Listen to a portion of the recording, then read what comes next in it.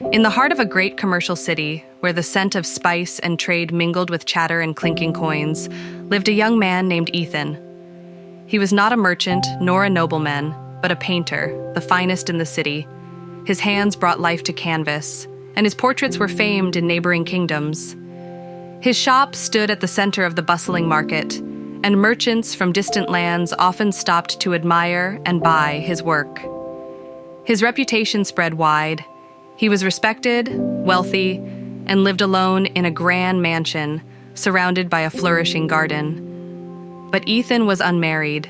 This puzzled everyone. With his success and charm, suitors approached with daughters of grace and beauty.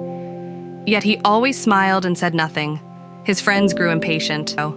One day, a close friend cornered him in his studio. "You must tell me," the friend insisted.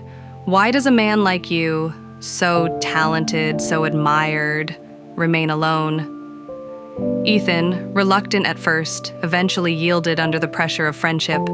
He set down his brush, his eyes distant. "When I was 15, I lived with my father, a humble painter in a quiet town outside the city. He taught me everything. One day, a girl came into our shop with her mother. Her name was Evelyn. She was the most beautiful girl I had ever seen. Her hair was golden, her eyes a pure, clear blue. Her beauty, so radiant it eclipsed even the sun. As my father painted her, I sketched her secretly on a slip of paper, hiding behind the easel.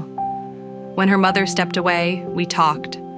For hours, about stars, about books, about dreams. She told me she wanted to see the world beyond the farms, and I told her I wanted to paint it. His voice softened.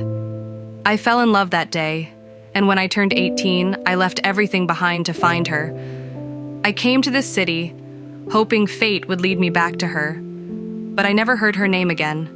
I searched, quietly, never asking, only watching, and I swore, if I cannot find Evelyn, I will marry no one. His friend, deeply moved, promised to keep his secret. But soon the city knew. Rumors swirled, people mocked him. He's in love with a ghost.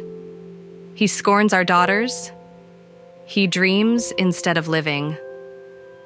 The respect he once held shattered. Whispers chased him through streets. Smiles turned to sneers. Disheartened, Ethan sold his mansion, packed his tools, and left the city behind, with only his easel, his sketch of Evelyn, and a heart full of quiet fire. Far from the city, in the quiet countryside of the distant kingdom of Lunara, Evelyn lived a simple life. She was a farmer's daughter, born among wheat fields and lavender hills. But her beauty was a curse. There was no beauty like hers, not even in the royal palace.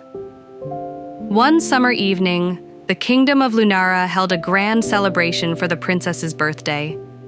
Evelyn's parents forbade her from going. "Your beauty will bring you trouble," her mother warned. But youth is bold, and Evelyn, curious and dreaming, slipped out under the stars. She entered the celebration unnoticed, but once there, all eyes turned to her. The lords, knights, and even the king himself stared. The laughter faded. Musicians missed beats. The princess, draped in jewels, was forgotten in her own celebration. Anger burned in her eyes. Evelyn realized her mistake. Fear clutching her chest, she ran away into the night, but it was too late. At dawn, soldiers arrived. Her parents wept and begged. Evelyn was taken from her home, without reason, without trial. After that day, no one saw her again. Rumors spread. Some whispered she was locked away in a tower on a nearby island, Stormgrave Isle, a place where the royal family kept their unwanted secrets. Others said she had been sold into silence, or worse. But no one dared ask the royal court. Years passed. The girl became a myth, wandering from town to village, crossing rivers and mountain passes. Ethan painted portraits to survive, trading art for stories. In a dusty coastal town, he heard an old tale from a fisherman about Stormgrave Isle, a forgotten prison where those who displeased the crown were hidden away. A girl with golden hair was taken to Stormgrave Isle years ago. She never returned. His heart thundered. He had found her trail. Hiring a ship, Ethan set sail, but a violent storm struck, wrecking the vessel on jagged rocks. He survived, barely, and washed ashore miles from the isle. Undeterred, he traveled on foot through swamps, forests, and ruins. Along the way, he saved a wandering herbalist from thieves, who in return gave him a rare powder that put men to sleep. In case the prison has guards, the herbalist said. He reached the isle alone, rowing through moonlit waves in a stolen fisherman's boat. The tower loomed, a shadow against the stars. Using ropes and silence, he climbed the cliffs and slipped past guards. At the top, behind iron bars, he found her.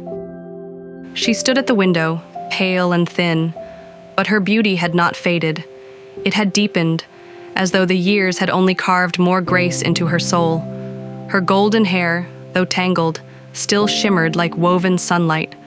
Her blue eyes lit up as he whispered her name. "Ethan?" He stepped forward, trembling. "I've searched for you across kingdoms." Tears spilled down her cheeks. "I remembered you," she said. "I always knew you'd come." Using the sleeping powder, they passed the guards like shadows in a dream.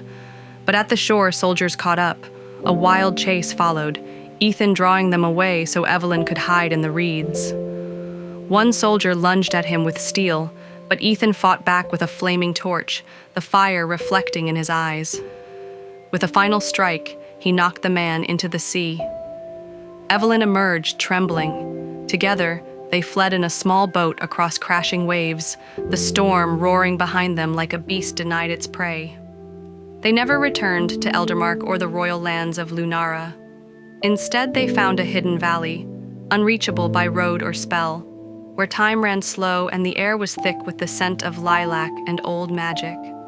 There, by a quiet river veiled in willows and wildflowers, they built a home. In that cottage, Ethan painted the skies, and Evelyn grew gardens that glowed at night.